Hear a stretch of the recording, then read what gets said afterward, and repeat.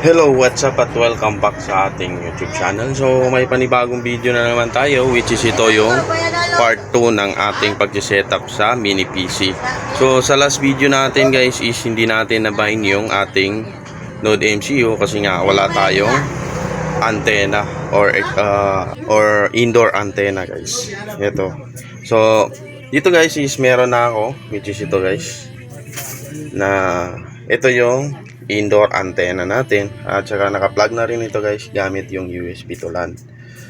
Then ang gagawin natin guys is magbabind na tayo gamit itong Node MCU natin. So ito guys is na-flash ko na sa part 1 ng video natin. So ito guys is part 2 na. Then ang gagawin natin, ibabind na natin dito natin i-connect sa indoor antenna natin itong Node MCU guys. Then siyempre guys, dito sa video na to, sa part 2 is magbibilang setup tayo gamit yung hex natin. So i-reconfig ko to guys, yung ating hex para maging bilan na yung ating mini PC. So since na okay na yan guys, i-try nga natin dito sa ating PC. So dito sa PC guys, is ang name ng aking PC Wi-Fi is Sasa Piso Wi-Fi, which is yan yung indoor antenna na ng ating piso Wi-Fi guys. So yan yung SSID niya. So try na nga natin i-connect. Yan, kung mapapansin nyo, connected na siya. So hindi lang siya nag-redirect. So pag hindi siya nag-redirect guys, punta tayo dito. Yan. Then .0.0.1. Yan. Try nga natin Wi-Fi reach. Yan, diba? At insert money. Yan. So goods na guys, di ba? Yung ating mini PC na LPB version. So ngayon guys, is ituturo ko na yung ating or kung paano mag multi-coin slot or i-bind yung ating Node MCU kasi nakat nga ito sa ating part 1 na videos guys. So lipat tayo sa screen natin dito sa ating PC guys at ipa-plug ko na rin yung ating Node MCU para ma-bind na natin. Alright guys, dito na tayo sa ating PC. So dito sa PC guys, may makikita kayong LPB multi-coin slot, which is yan yung ating Node MCU kasi na power on ko na rin guys. So ito yung makikita nyo, then ito yung ating SSID sa ating mini PC. So first is connect tayo dito sa LPB multi-coin slot. Yan, connected tayo. Then punta tayo dito sa ating mga browser. Type natin ang 192.168.4.1. So yan. So ito yung makikita nyo guys. So dito sa portal or yung ano ba ang tawag dito. So click nyo lang itong configure Wi-Fi. Yan. So na-click na natin. Wait natin. Then dapat dito guys, pag magbabind tayo, dapat piliin natin yung ating SSID sa ating piso Wi-Fi. So since na ito yung aking SSID sa aking piso Wi-Fi, so ito yung i-click ko. Yan, di ba? Na-click na. Then dito sa name coin slot or dito guys, di ba may password? So hindi tayo maglalagay ng password guys kasi wala namang password yung piso Wi-Fi. So dito sa coin slot name, so papangalanan ko lang ng Sasa. Then description guys is Sasa Vendo lang yung ipapangalan ko. Then save guys. So yan. Saving credential trying to connect ESP to network. If it fails, reconnect to AP to try again. So yan. Sabihin, na-bind na natin yung ating Node MCU. So dapat magde-disconnect itong LPB multi-coin slot. So yan, di ba na-disconnect? Then pasukan na natin itong piso Wi-Fi natin. So connect tayo sa SSID. Then close na natin ito guys. Yan. So yan, kung mapapansin nyo, connected na tayo. Then pasukan natin yung admin panel guys ng ating piso Wi-Fi or yung LPB. Yan, wait lang natin, medyo matagal.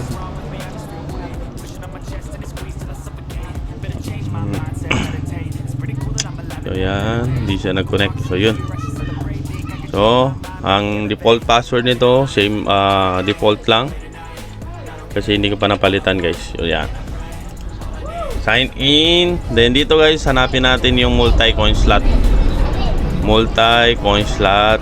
Then manage coin slot. So yan. Kung mapapansin nyo guys, naka-disable pa yung status. Yung e-loading is enable. So i-disable natin itong e-loading.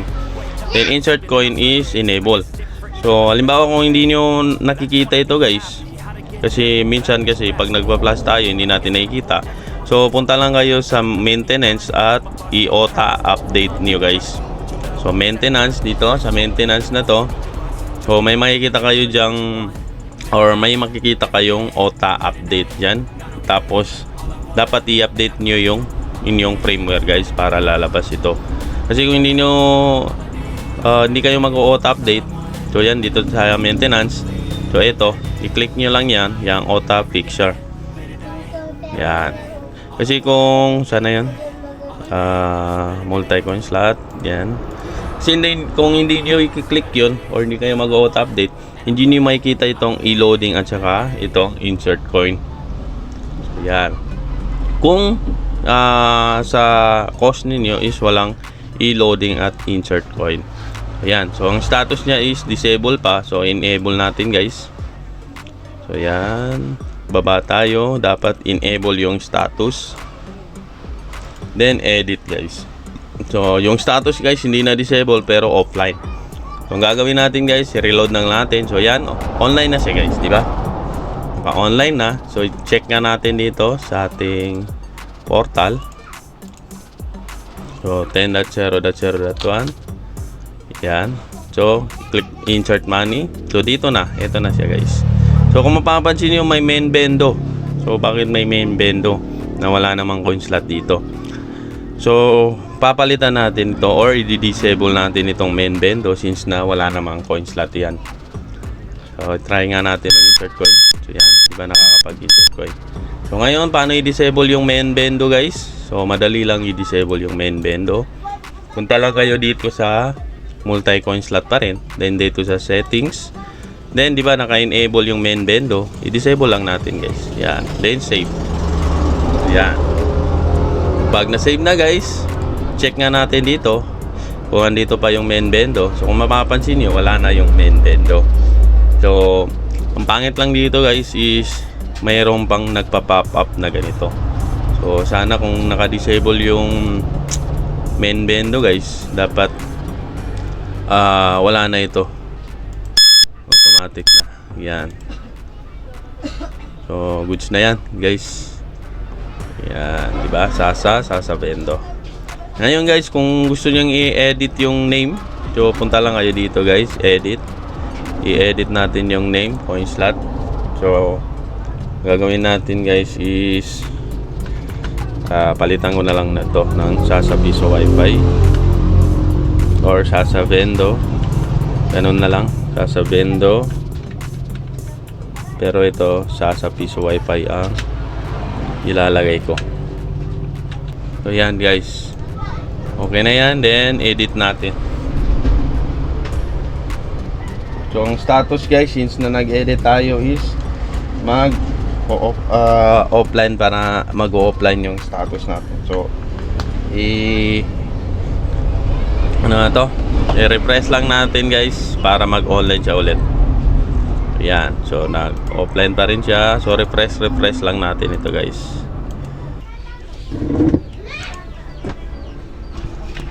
At yan guys, nag-online na siya. So ibig sabihin, goods na. Check nga natin kung napalitan yung name. So yan, Sasa Piso Wi-Fi, Sasa Vendo. Yan. Ayan, goods na guys.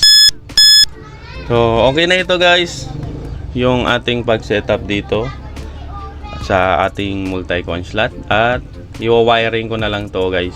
So sa pag-wiring nito guys, i-separate video ko na lang yun. Kasi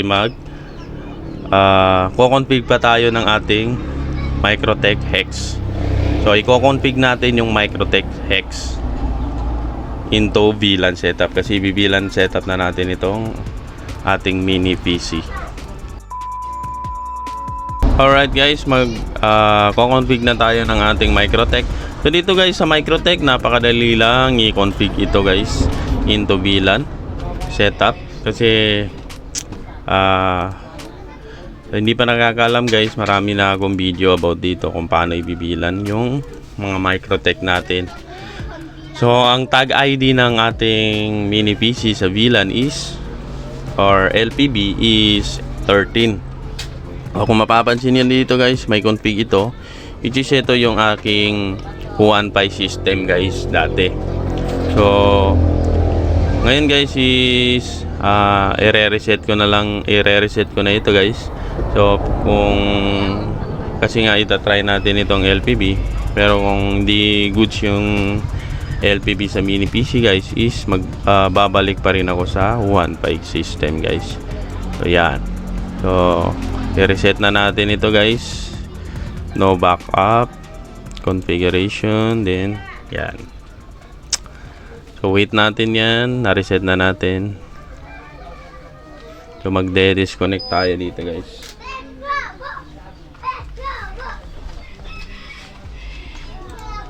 So pasukan natin ulit yung Winbox.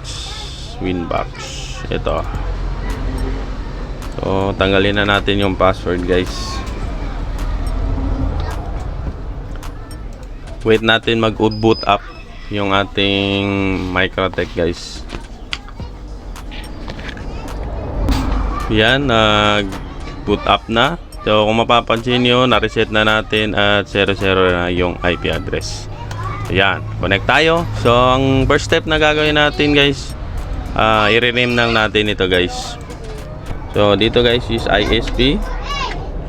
Yan, ISP. Yan. And dito sa port 2, dito ko ilalagay yung ating mini PC. So type ko dito mini PC. Yan. And dito sa 2, 3 at 4, since na tatlo yung AP ko, so gagawin kong AP to lahat, or access point.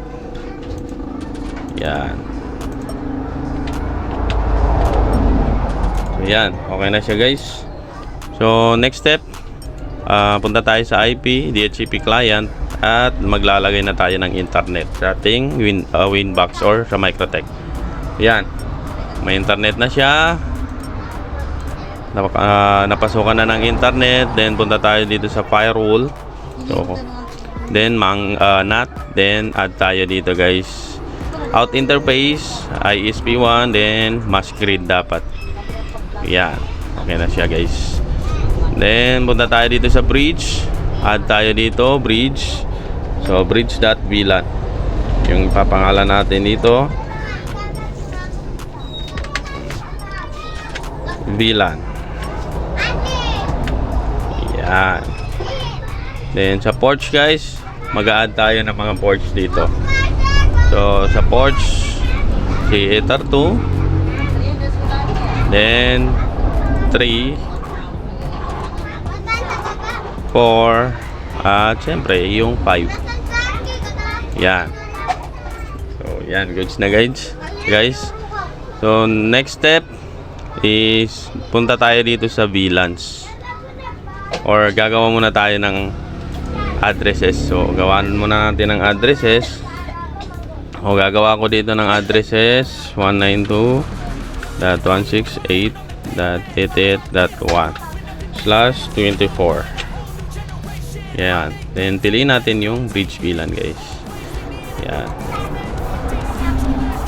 Then punta tayo dito sa DHCP server, si bridge VLAN, next lang tayo dito. Yan.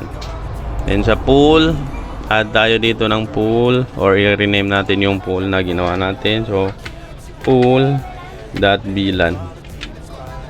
So sundan nyo lang ito guys, or iba-backup ko na lang ito para makopy nyo guys. So hex yung gamit natin dito guys, pool.vlan. Then ang next step is ano pa ba, DNS. So allow remote request, then add tayo dito ng Google DNS. Ayan. 8.8.4.4. Yan. Okay. Ayan. Okay na siya, guys. Then, dito, balik tayo sa bridge. Yan. Then, punta tayo dito sa VLANs. Yan. So, add tayo dito, guys. So, dapat yung bridge natin is bridge VLAN. Then, VLAN natin is 13. Then, dito sa tag, piliin natin yung mini PC. Then, untag, guys, yung mga AP natin. AP. Yan. Then, apply. Okay. Then, sa ports, guys, yung lahat ng AP natin, lalagyan natin ng VLAN 13. Yan. VLAN 13. VLAN 13. VLAN 13. Yan. Okay na. So, yung mini PC, guys, ganyan lang yan siya, guys. Hindi na natin papalitan ng VLAN 13. So, yan. Okay na siya, guys. Yan. Okay na. Then, dito, dapat is click natin itong VLAN, bridge.VLAN. Then, dito sa VLAN filtering, i-check lang natin ito. Pero, mamaya na, mag-a-add muna tayo ng mga mangles. So, puntahan ko lang yung mangles or yung script ko, guys. So, ito siya, guys. Ika-copy ko lang yan. Copy. Tapos, paste natin dito sa new terminal. Yan. Yan, guys. Then, puntahan natin yung mangle. So, ito na siya, guys. So, i-remove ko na lang itong Free Fire. Kasi, hindi rin sila naglaralo ng Free Fire. At saka itong LOL. Delete na rin itong LOL. Yan. Tapos sa Dota to, guys, i-remove ko na rin ito. Yan. Okay na yan. Ang natira, ML, COD at PUBG. Then light download and heavy download. Yan, okay na yan, guys. Ngayon, punta tayo ulit dito sa new terminal. Hanapin ko lang yung script ko para sa Q3. Ito siya, guys. Copy ko lang yan. Copy. Then, paste natin dito. Yan. Paste. Okay, done. Then, punta tayo dito sa Q3. Tignan natin. So, kung na-apply. So, yan. Na-apply na siya, guys. Then, remove natin yung Dota 2, Free Fire, at LOL. Yan. Kasi wala na yung mangle, guys. Kaya natin i-remove. Then, dito sa global na to, papalitan ko ng ISP1. Tapos, Dota 2, remove. Free Fire, remove. LOL, remove. Yan. So, yan lang yung matitira, guys. So, dito, guys, sa max limit, hindi pa yan naka-edit, guys. So, since na okay na yan, is ko-connect tayo sa ating piso wifi kasi ibibilan natin yung ating mini PC. So, hanggang nun lang yung ating pagko-config ng ating Microtech. So, may nakalimutan pala ako, guys. Yan. Connect tayo ulit, guys. May nakalimutan ako dito. So, ang nakalimutan ko, guys, is yung VLAN natin. So, hindi natin na VLAN 30 ring. So, yan. So, VLAN 30 ring, okay. Then, maglalagay lang ako ng password sa ating users. Kasi hindi ako nakalagay. So, 1 lang. Yan. Then, goods na yan, guys. So, since na okay na yan, is papasukin na natin ulit yung ating piso wifi, guys. Alright, guys, papasukin natin ulit yung ating piso wifi. So, yung SSID ng ating piso wifi. So, ayusin ko lang itong wifi ko, guys. yung natanggal. Yan.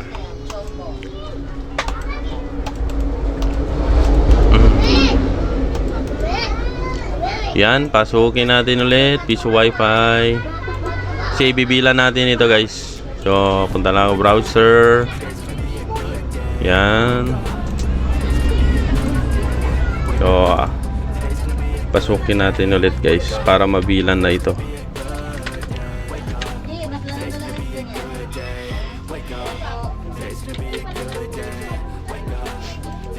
Yan. So, yan. Punta tayo dito sa 1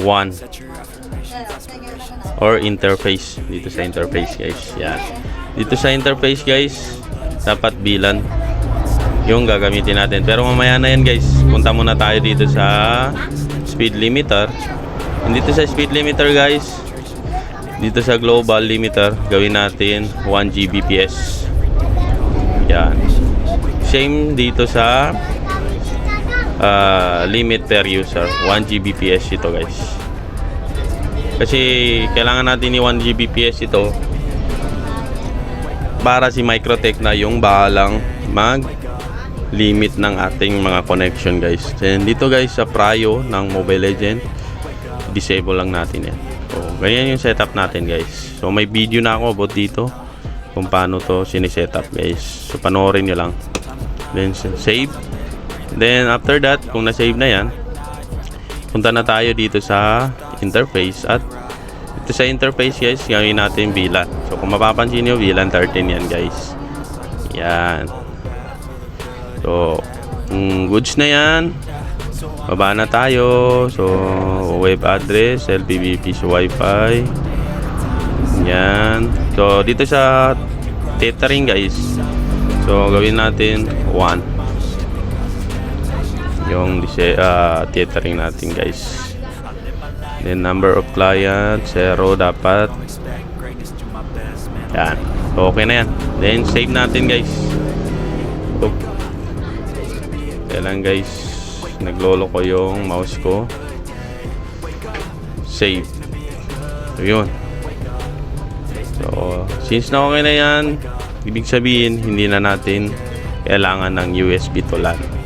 So okay na yan guys. So i-setup ko lang yung ating piso wifi or yung ating mini PC sa VLAN setup natin guys. So yan guys, ito na yung ating Microtech Hex. So kung mapapansin nyo dito, tatlo yung nakakonect na LAN cable, which is ito yung ating ISP, itong kulay black. Then ito yung ating mini PC at ito yung ating antena. So yan, kung mapapansin nyo yan, yung kulay black is nakakonect yan sa ating switch hub. Then itong yellow na isa, which is ito, ito na siya guys, yan, is nakakonect yan sa ating mini PC. Yan.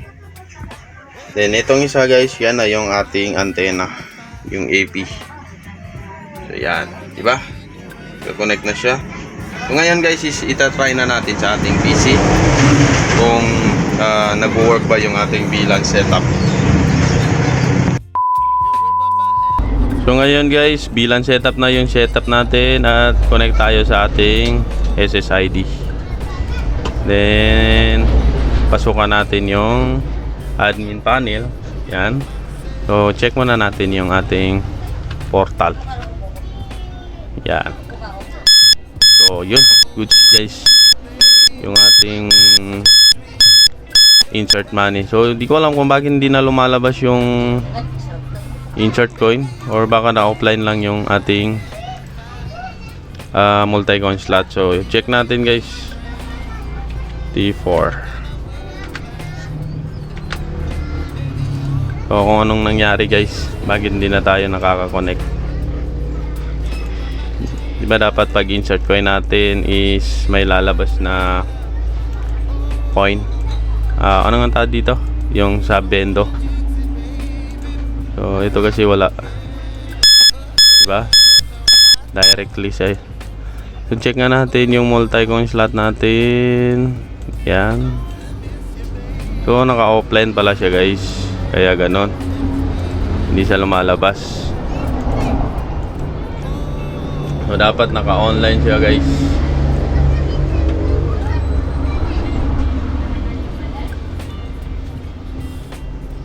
Kaya pala hindi lumalabas.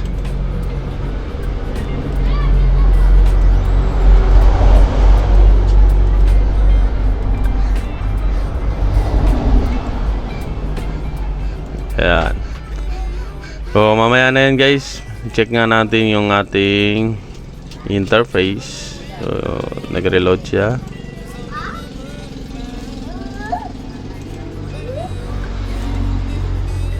Interface. Ayan, di ba? Nakabilang 13 na siya guys. Yun. Lumabas na rin yung multi-coin slot guys. Yan. So goods na guys yung ating setup dito. Diba? So, ngayon guys is ita-trial nga natin or check nga natin yung ating ano tawag dito? Winbox. Yan.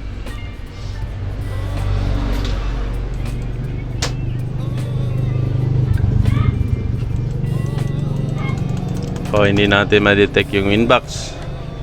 So tingin ko guys hanggang dito na lang ang ating video. So sana may naintindihan kayo kasi i-deploy ko na ito. So sana maging goods yung ating mini PC guys. So maraming salamat guys sa patuloy na sumusuporta, sa nanonood guys. Maraming salamat at peace.